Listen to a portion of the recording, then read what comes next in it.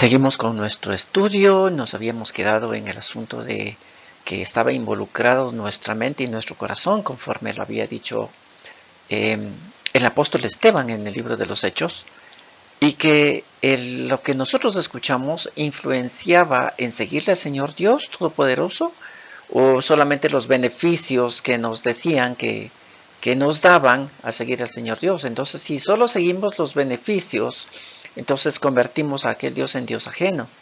Pero si seguimos a aquel Dios todopoderoso, el asunto es muy diferente. Así que el día de hoy vamos a hablar con quién nos comprometimos. ¿Con quién me comprometí? Y como estamos viendo el asunto de que el Antiguo Testamento es el que nos enseña y todo aquello que vivieron los israelitas nos enseña, pues vamos a ver también aquello. ¿Con quién nos vamos a comprometer? Bueno, hagamos un recordedis. Moisés es enviado por Dios al pueblo de Israel para sacarlos de la esclavitud. Y en este recordedis podemos ir paralelamente pensando y viendo cómo llegó el Señor Dios con su mensaje a cada uno de nosotros personalmente.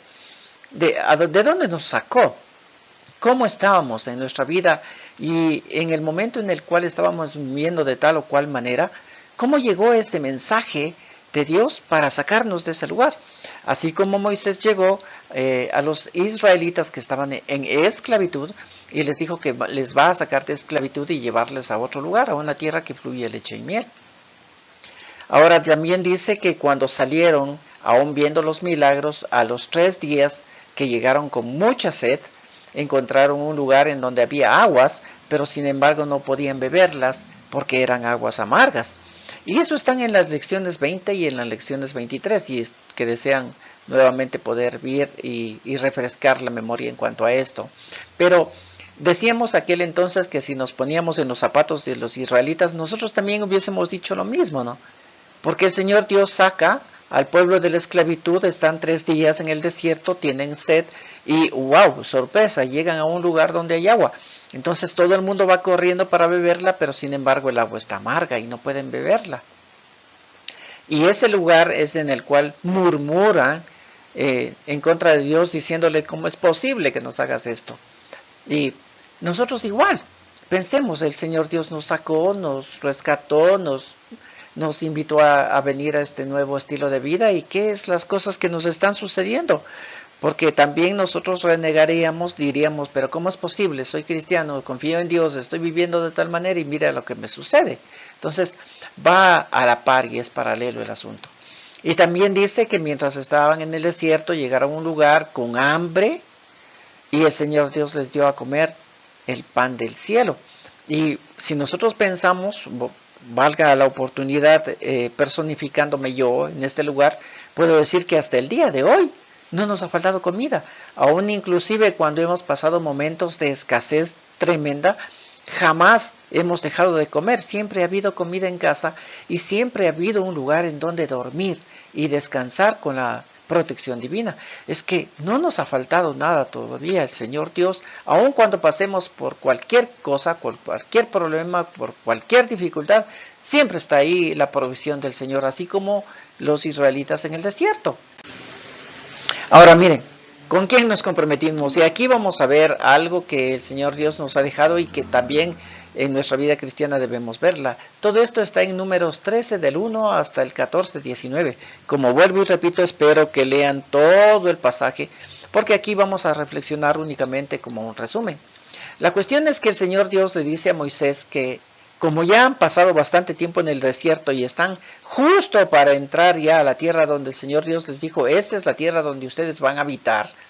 Entonces el Señor le dice a Moisés que escoja príncipes de cada una de las tribus de Israel, es decir, iban a escoger 12 personas, porque les iban a mandar a mirar el lugar en donde ellos iban a entrar. Miren, esto es de parte de Dios, porque poniéndonos a pensar, simplemente ellos debían haber llegado al lugar, debían haberse armado, bueno, vamos y poseamos aquella tierra y el Señor Dios nos va a ayudar. Pero sin embargo el Señor Dios les dice, no, primero vayan y miren y verifiquen, a ver cómo es el asunto. Entonces, de acuerdo a lo que ya tengan en su mente, de acuerdo a lo que hayan verificado, ahora sí, vamos para allá. No se olviden, Habíamos hablado también en las lecciones anteriores, por ejemplo, en esto del agua amarga de Mara, y habíamos dicho que de pronto, en nuestro tonto pensar, decirlo así, a veces nosotros creemos que es un Dios caprichoso el que estamos siguiendo, porque a veces las cosas resultan de esa manera y pensamos que es un capricho, ¿no? De parte de Dios, que ¿cómo es posible que ahorita nos va a mandar a mirar aquello donde vamos a ir a ingresar y de acuerdo a ello, pues entonces vamos? Así que bueno, el Señor Dios dice eso, escogen 12 y 12 tienen que ir a explorar. Van y se demoran 40 días en explorar aquella tierra y lo que miran también es que es una tierra que produce grandes cosas. Es más aún, dice que ellos cogieron un racimo de uvas que tuvieron que llevarle entre 2 personas por el tamaño que había.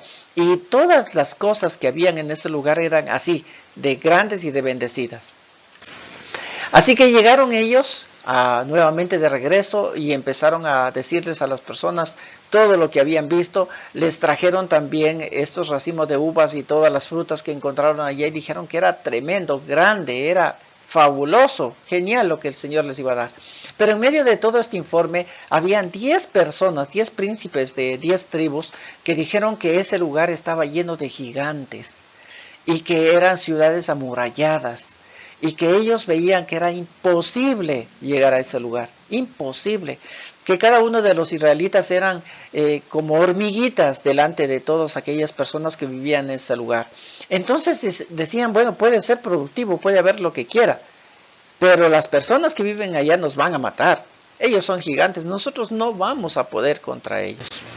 La cuestión es que en medio de todo esto el pueblo empezó ya como siempre a murmurar, a quejarse y todo lo demás, pero dice que Josué y Caleb empezaron a decirles tranquilos, tranquilos. Yo sé que hay todo esto ya y que hay un montón de gente que nos va a causar mucho temor, pero ¿qué de Dios? ¿Qué de Dios? ¿Con quién nos comprometimos, como dice el título de aquí? Bueno, dice que en aquella oportunidad fueron todos los israelitas a dormir y el versículo primero de Números 14 dice, entonces toda la asamblea levantó la voz, clamó y el pueblo estuvo llorando aquella noche. Toda la noche el pueblo lloró.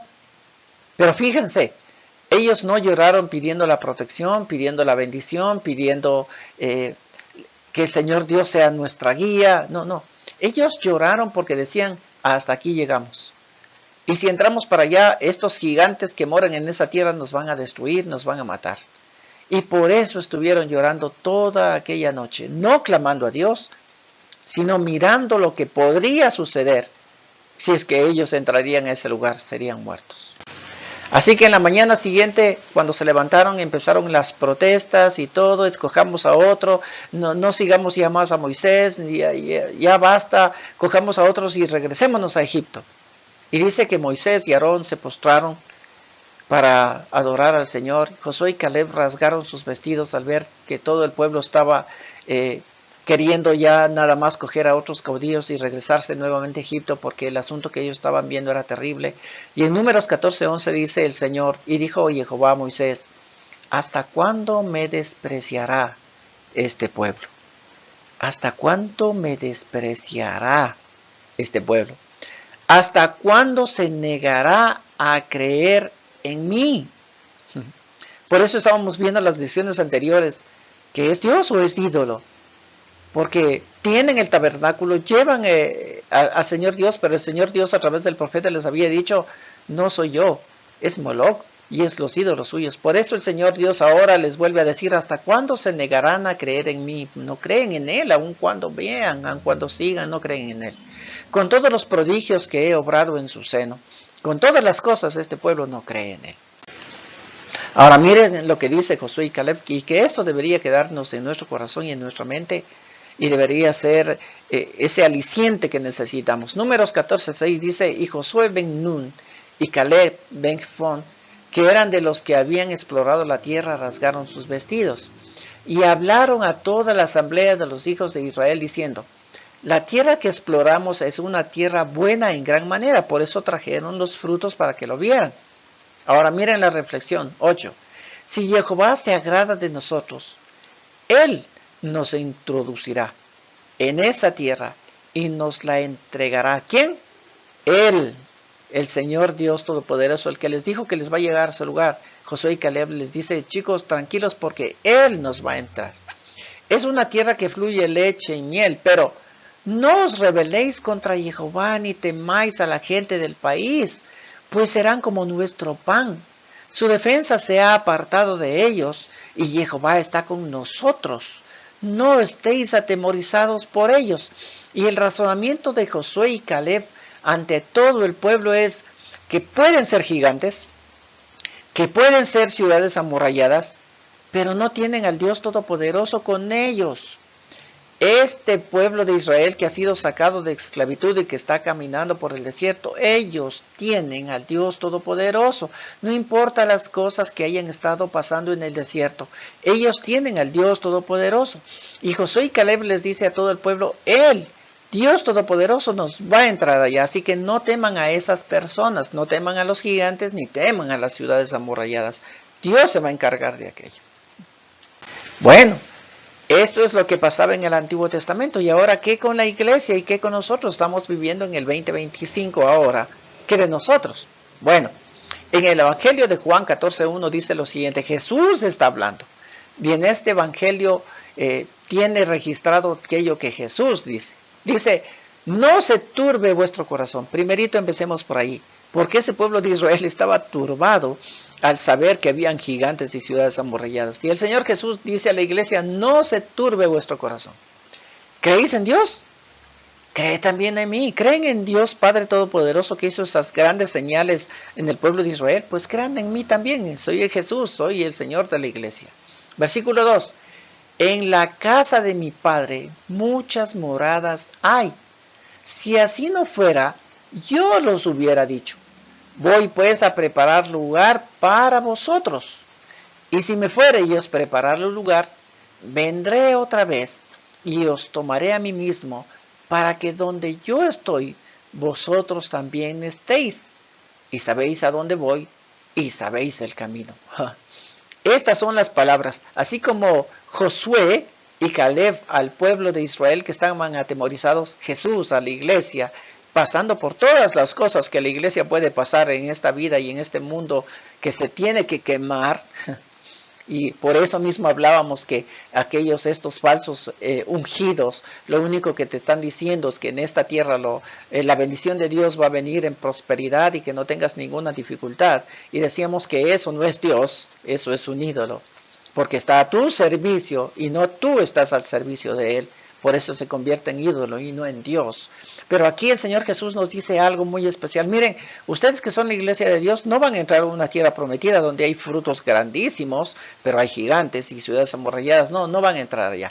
Ustedes, la iglesia, van a entrar en la morada de Dios, en la casa de Dios.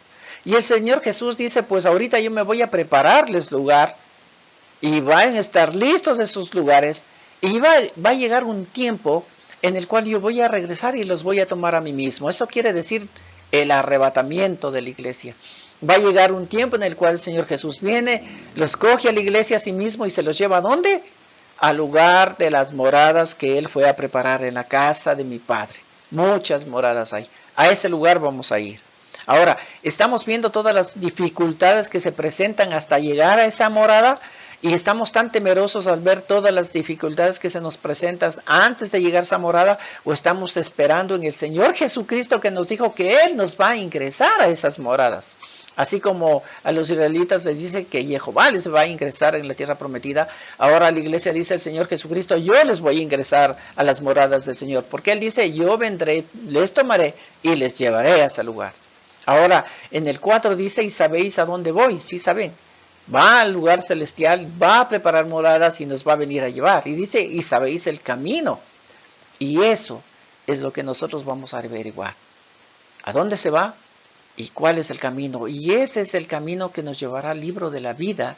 Y ese es el camino que nos ayudará a perseverar en este mundo que se va de mal en peor. Aunque ustedes no lo crean, el mundo irá de mal en peor. Digan lo que digan los ungidos del Señor. Así que vamos a ver el camino y el lugar. Y nos veremos en una siguiente oportunidad. Dios me los bendiga.